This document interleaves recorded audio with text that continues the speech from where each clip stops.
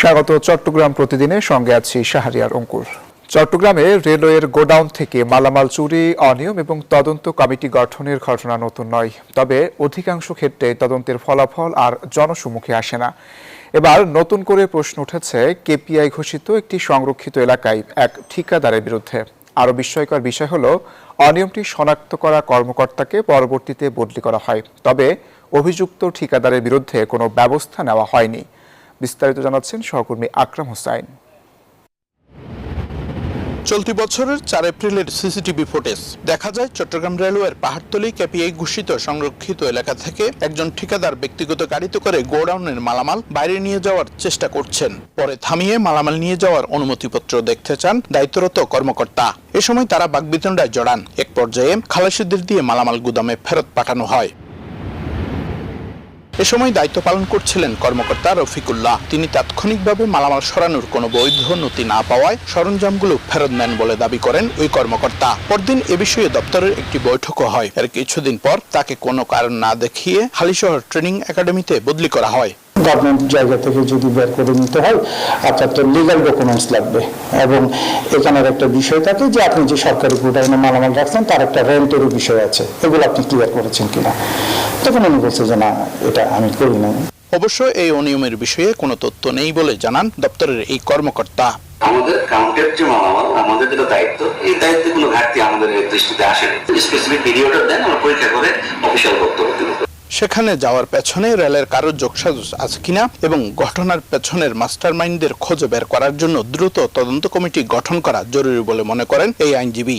কেউ যদি যেতে চায় তাকে অবশ্যই সংশ্লিষ্ট কর্তৃপক্ষের পূর্ব অনুমতি নিতে হবে। কিন্তু এখানে দেখা যাচ্ছে যিনি কেপিএতে প্রবেশ করলেন তিনি সংশ্লিষ্ট কর্তৃপক্ষের কোনো ধরনের অনুমতি নেননি। কোনো ধরনের পূর্ব অনুমতি ছাড়া মালামালগুলো নিয়ে যাচ্ছিলেন। ওই মুহূর্তে একজন কর্মকর্তা এগুলো আটক করলেন। এখানে দরকার ছিল যিনি আটক করছেন তাকে পুরস্কৃত করা, কিন্তু দেখা গেছে উল্টো তাকে পুরস্কৃত না করে ওই চোরাচালানকারীকে রক্ষা করার জন্য তাকে বদলি করে দেওয়া হয়েছে। শুধু তদন্ত নয়, সেই রিপোর্ট জনসম্মুখে আনারও দাবি সংশ্লিষ্টদের।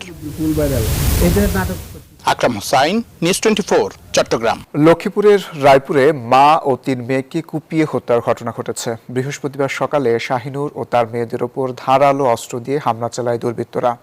ঘাতক সন্দেহে গণপিটুনিতে অন্তর মজুমদার নামে এক যুবকের মৃত্যু হয়েছে। পুলিশ জানায় ঘটনার তদন্ত চলছে। লক্ষ্মীপুরের রায়পুরা পৌর শহরে মা সহ 3 মেয়েকে কুপিয়ে হত্যার ঘটনা ঘটেছে। এ সময় হত্যাকারীর সন্দেহে গণপিটুনিতে এক যুবক নিহত হয়। বৃহস্পতিবার দুপুরে তাদের টিনহাটা সংলগ্ন ভাড়া বাসায় এ ঘটনা ঘটে। প্রতিবেশীরা মা শাহিনুর বেগম ও তার এক মেয়েকে উদ্ধার করে হাসপাতালে পাঠান। আর ঘটনাস্থলেই মারা যান সাইমা ও শিফা নামের 2 জন। পরে হাসপাতালে চিকিৎসাধীন অবস্থায় মারা যান মা শাহিনুর ও তার আরেক মেয়ে ইকরা। এলাকাবাসী জানায় কয়েক বছর আগে শাহিনুরের স্বামী মোহাম্মদ কামাল বিদ্যুৎ স্পৃষ্ট হয়ে মারা যান।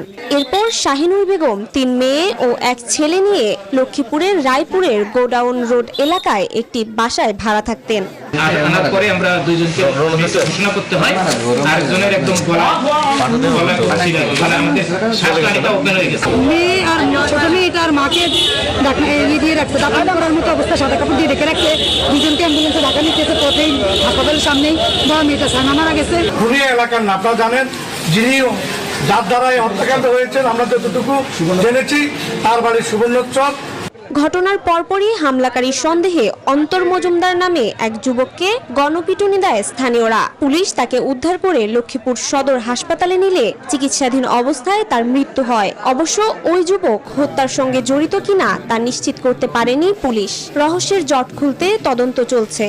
রায়পুর ঠিক বাজারের পাশে একটা বাসায় ঘটনা ঘটছে। আমরা এই ঘটনা জানার পরপরই আমাদের পুলিশে ঘটনাস্থলে উপস্থিত হয়ে যেতে পাইনি। যে অ্যাকিউজড যাকে অভিযুক্ত করা হয়েছে সে একটা বিল্ডিং এর মধ্যে আটকা পড়েছিল, তাকে সেক্ষেত্রে উদ্ধার করার চেষ্টা করা হয়েছে, কিন্তু হাজার হাজার জনতা আশপাশ দিয়ে ঘিরে ফেলে এবং তাকে গণপিটুনি দেয়। এই ছেলেটা এই বছর দেড়েক আসে এই বিল্ডিং এর এই চিলেকোঠায় ভাড়া থাকতো। ও একদম ফল বিক্রেতা, ফল বিক্রি করে। ওটাকে 1 বছর আগে এখান থেকে আবার চলে যায় লক্ষ্মীপুর সদরে। পরে আজকে পূর্ব পরিচিত হিসেবে হয়তো এখানে আসছে, যেহেতু একই বিল্ডিংয়ে ভাড়া থাকতো হয়তো পরিচিত। এটুকু আমরা এখন পর্যন্ত জানতে পারছি। ঘটনার পর পরিস্থিতি নিয়ন্ত্রণে আনতে গেলে উত্তেজিত জনতার ছোড়া ইটপাটকেলে পুলিশের 6 থেকে 7 জন সদস্য আহত হন। পুলিশ জানিয়েছে ঘটনাটির প্রকৃত কারণ উদ্ঘাটন এবং হত্যাকাণ্ডের সঙ্গে জড়িতদের শনাক্ত করতে তদন্তে নেমেছেন তারা।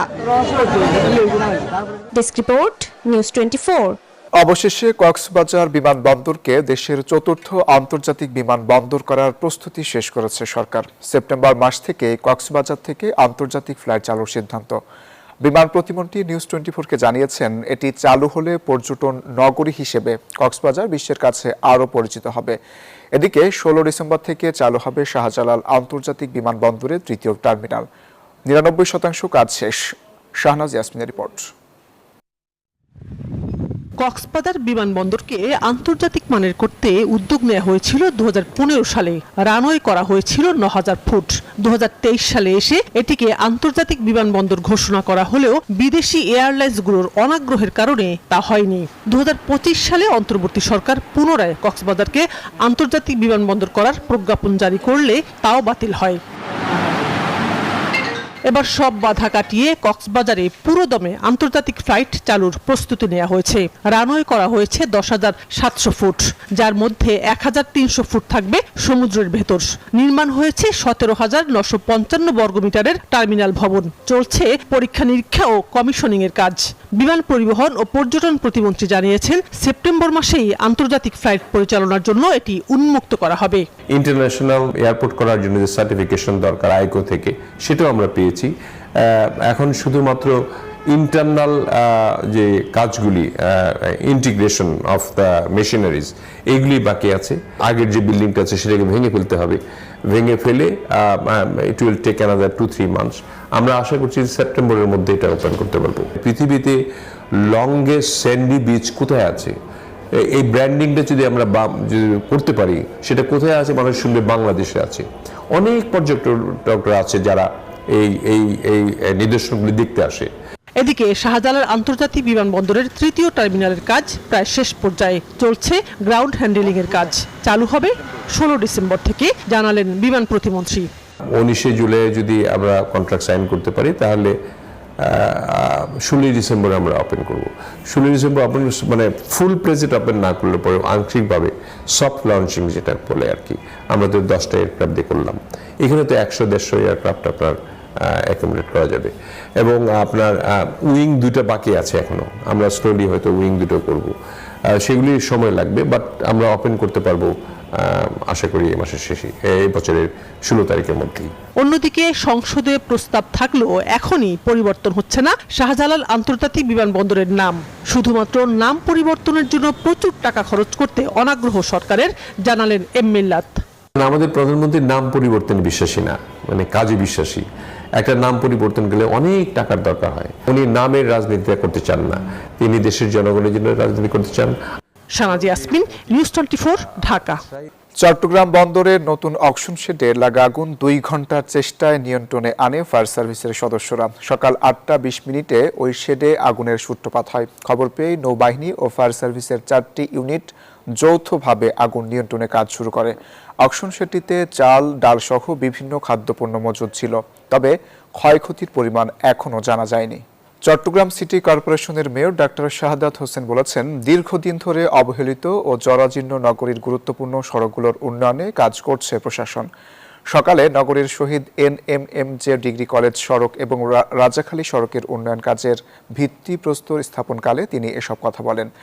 আরও বলেন, দুর্ভোগ কমিয়ে একটি আধুনিক, নিরাপদ ও বাসযোগ্য নগরী গড়ে তোলাই সিটি কর্পোরেশনের লক্ষ্য। রাঙামাটির বরকলে গৃহবধূ হত্যা মামলার 2 আসামিকে গ্রেপ্তার করেছে পুলিশ। সকালে রাঙামাটি পুলিশ সুপার কার্যালয়ে আয়োজিত প্রেস ব্রিফিংয়ে পুলিশ সুপার মোহাম্মদ আব্দুর রকিব জানান, 21 জুন রোববার উপজেলার বর্ণাছড়ি এলাকায় নিজ ঘরে নিহত হন গৃহবধূ আয়েশা বেগম। ঘটনায় নিহতের ছেলে আশরাফ আলী বাদী হয়ে একটি হত্যা মামলা দায়ের করেন। অভিযান চালিয়ে বুধবার 2 আসামিকে তাদের নিজ বাড়ি থেকে গ্রেপ্তার করা হয়। জিজ্ঞাসাবাদে আসামিরা হত্যাকাণ্ডে জড়িত থাকার কথা স্বীকার করেন। নৌকা চালিয়ে রোজগার করে শিক্ষকদের বেতন দিচ্ছেন বান্দরবানের থানচির তিন্দু নিম্ন মাধ্যমিক বিদ্যালয়ের প্রধান শিক্ষক। যোগাযোগ ও বিদ্যুৎ সুবিধাহীন ওই দুর্গম জনপদে এটি একমাত্র শিক্ষা প্রতিষ্ঠান। প্রতিষ্ঠানটি বাঁচাতে সরকারি বেসরকারি সহযোগিতা চান প্রধান শিক্ষক বামং খিয়াং মিংলেন। নৌকা চালাচ্ছেন তিন্দু নিম্ন মাধ্যমিক বিদ্যালয়ের প্রধান শিক্ষক বামং খিয়াং মিংলেন। কারণ শিক্ষকদের বেতন দিতে না পারায় তার স্কুলটি বন্ধ হওয়ার পথে। তাই স্কুলের পর বাকি সময় নৌকা চালিয়ে রোজগার করে শিক্ষকদের বেতন দেন তিনি। 2020 সালে এলাকার কিছু গণ্যমান্য ব্যক্তিদের প্রচেষ্টায় প্রতিষ্ঠিত হয় বিদ্যালয়টি। 2023 সালে নিম্ন মাধ্যমিক পর্যায়ে পাঠদানের স্বীকৃতি লাভ করে। বর্তমানে বিদ্যালয়ে 6 জন শিক্ষক ও 2 জন কর্মচারী এবং পড়ালেখা করছে 60 জন ছাত্রছাত্রী। কিন্তু নির্দিষ্ট সরকারি বেসরকারি বেতন বা অর্থ বরাদ্দ এবং অনুদান না থাকায় শিক্ষকদের বেতন ভাতা অনেক আগেই বন্ধ হয়ে যায়। এক পর্যায়ে স্কুলটিও বন্ধ হওয়ার পথে।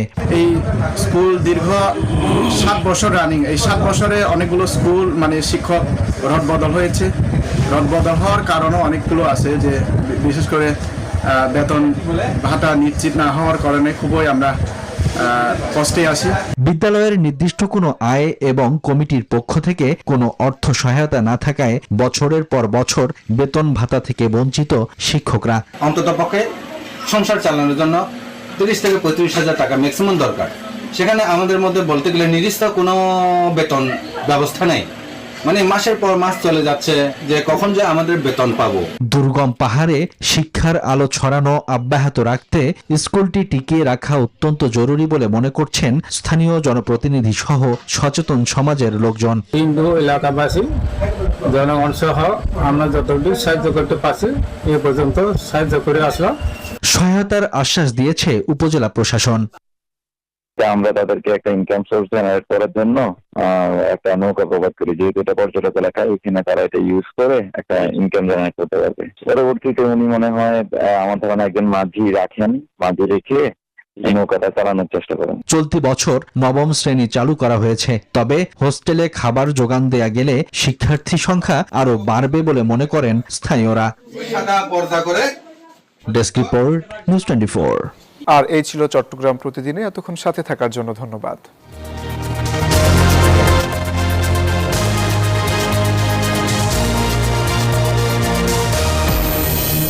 Subscribe to more News 24 Bulletin and international news reports. Follow on my YouTube channel. Like a video for interesting. And share this video for everyone. Thank you all.